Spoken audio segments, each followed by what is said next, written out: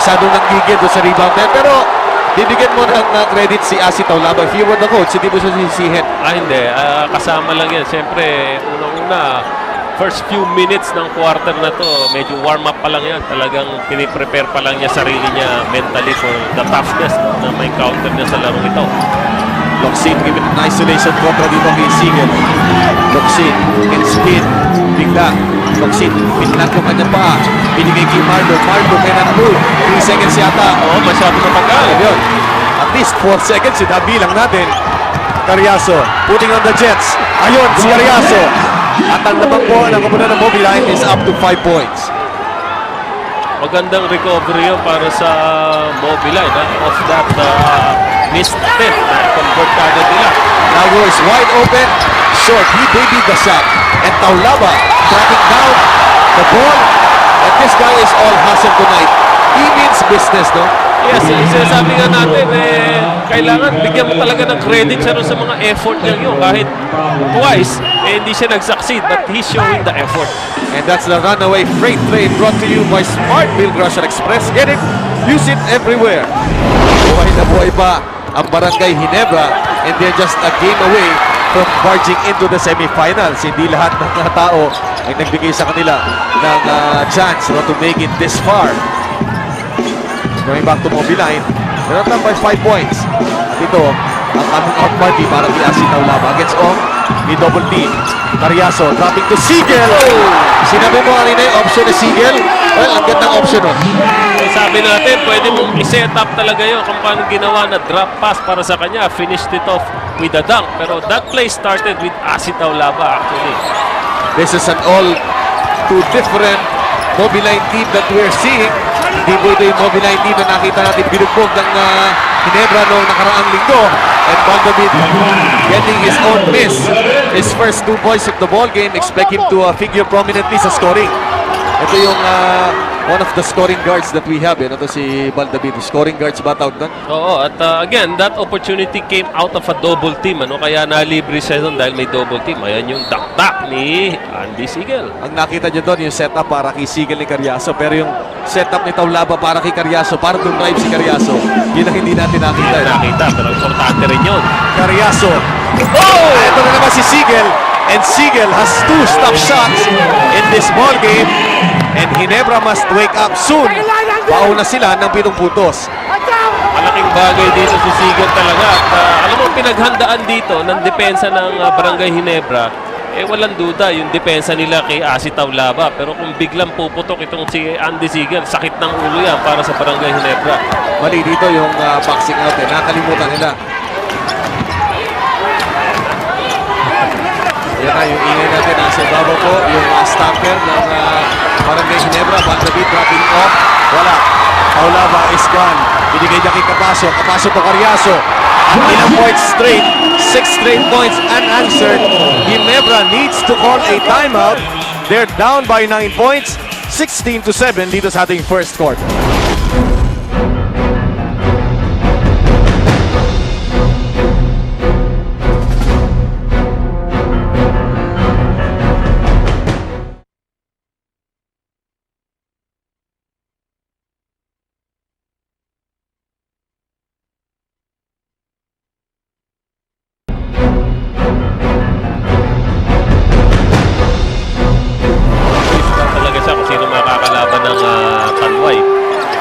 Nakita niya na kanina yun, yung Alaska.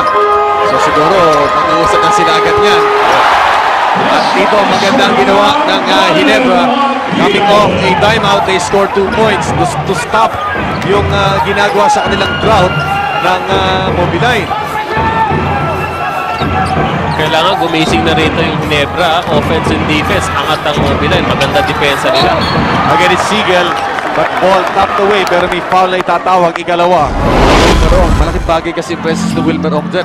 Oh yeah, yung assignment niya ni si Asi Taulaba, that's a key for Ginebra to win this game. Oh, that's goaltending against Noli Locsin. Makikita mo dito yung babalikan natin si Wilmer Ong. No? He has the bug. No? At least ngayon, nagagamit na yung laban niya para sandalan itong itulak ito si Asi Taulaba. Taulaba, pero isang problema pa rin ni Wilmer Ong. Ang galing pumasa ni Asi Taulaba. Dahil kanina, assist galing sa kanya. Ronnie Locsin, siya yung pinakamagandang kamay pero not tonight, at least dito sa first quarter. Carriazo, itong Mobilan is running well, and Carriazo is offensive minded tonight. 8 points to lead all scorers dito sa ating ball game. Maganda intensity talaga. By Fran. Fran completes the steal with a layup, and still itong kumunan ng Ginebra ay hindi pa nakaka-break sa double-digit barrier. 22 points na ang Mobilay. 9 pa lamang ang Ginebra. Lago is open. Matake. And he gets a foul from Andy Siegel. That will be number 3. That's Elmer Lago of Ginebra. Yung pasa ni Asi. Bukas si Baldavid for 3-point country. Wala. Takbo si Taulaban. Nang-ibabaw sa rebound. 11-point lead. Gusto nilang bigyan si Asi ng bola. Asi against sa double team. But wisely kicks it out. Poposte. Hirap siya, oh. Grapple Mania is the name of the game sa ilalim. And Wilmer Ong, bigyan mo ng credit, ha? Hindi niya binibigyan o hindi niya binibigay ang sweet spot dito kay Asi Taulaba. Yun, tama yung sweet spot na sinasabi mo. Dahil if you can push Asi Taulaba 2 more steps. Dito sa first quarter, hindi niya binigay kay Taulaba ang easy 2 points o maybe a dunk, no? Para mabalik yung kumpiyansa ni Asi. Ipinasok si Jolly Escobar. Ronnie Locsin, ito, he has to get going. Side steps, umatake, nabangga sa ibabaw. No foul call. Patrick Fran, pabandang tira. Patrick Fran has 4 points. At ngayon, 13 puntos. Patrick Fran with the second steal of the ball game. And some sloppy plays na pinapakita ng Ginebra. Doon pa sila sa front court ng Mobiline nagtapo ng bola. And that's caused by the defense of Mobiline. Talagang dikit na dikit at yung kanilang press hindi pa nasosolve ng Barangay Ginebra hanggang sa ngayon. Taulaba still looking for his first field goal, though he has 1 free throw shot conversion. 13-point lead para sa kupunan ng Barangay. O natin ng Mobiline against Barangay. Lago. Sinipat muna, sinukat din muna yung hangin kung meron. Tamang ginagawa ng Mobilay. Masama ang laro ni Taulaba. Bigyan natin kay Carriazo. He has the hot hand. And he continues. He breaks into the double-digit scoring with his 10th point of the ball game.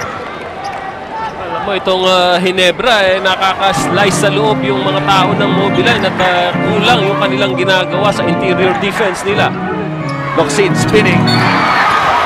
May tendensing puwersahin ni Noli sa loob, eh.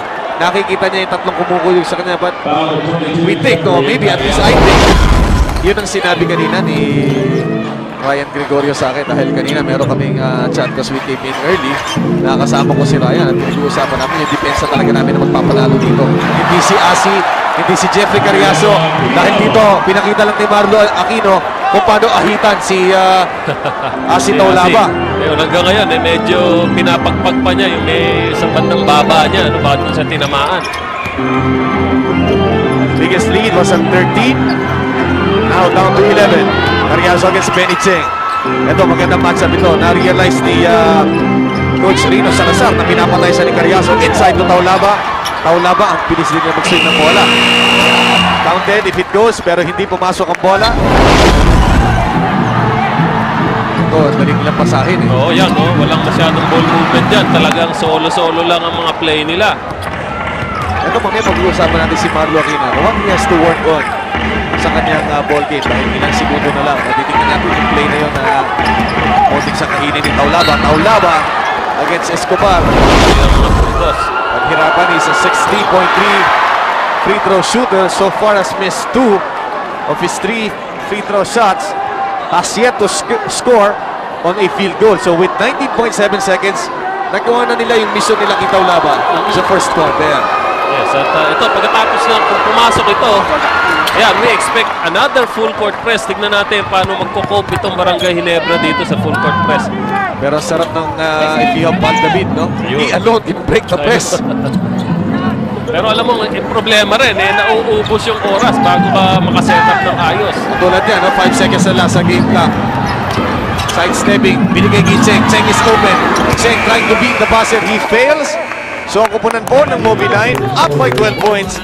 And what a start para sa phone pals dito po sa pagsisimula ng ating first quarter na natapos na. Natapos po ang ating first quarter, ang score 27-15 lamang po ang Mobiline Phone Pals. Sama ng laro nyo yung first quarter. Ano ba nangyari doon? Sama ng simula. Yun nga, una-una siguro nabigla rin kami sa press nila, tapos yung talagang pressure sila, dikit sila. Yun nga, yung nangyari sa akin nun, offensive agad, di ba? Oo. So, yun, parang nagulat nga. Gulat kami nun. Ikaw, Nol, medyo yung unang tira mo hindi pumasok. So, medyo nagsa-struggle ka nitong first quarter eh. May nararamdaman ba kayong kinakabahan ka pa ba? Hindi na. Baka may tama kami sa panalo namin nung una, kaya medyo relax. So medyo Tsaka naano rin ako dahil gulat ako. Parang dinodouble ako doon. Kaya malaki na nga yung bantay ko tapos dinodouble pa. Kaya medyo hirap din talaga. tapos sila Taulava at si Sigel, meron pang dalawang dunk si Sigel na nangyari doon. Medyo Oo, nasira ba yung sila na, oo. nasira ba yung game plan nyo sa depensa laban dito sa dalawang tore nitong Mobiline.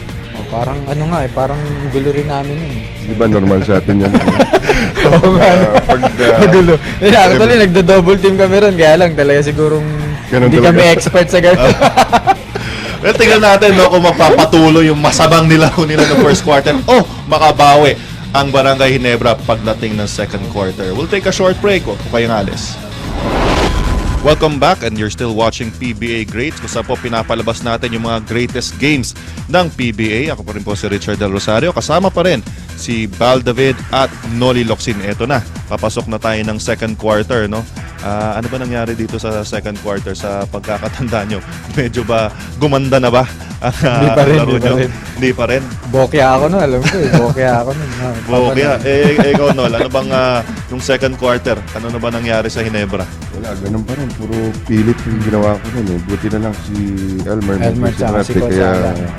at least nandun. Nakakadikit pa rin ko. ganun. Kahit pa paano. So kahit masama sa mata ang pinakita ng dalawang kasama ko, mabuti na lang yung mga teammate raw nila, maganda raw ang pinakita. Tingnan natin, ano nga ba nangyari nung second quarter action?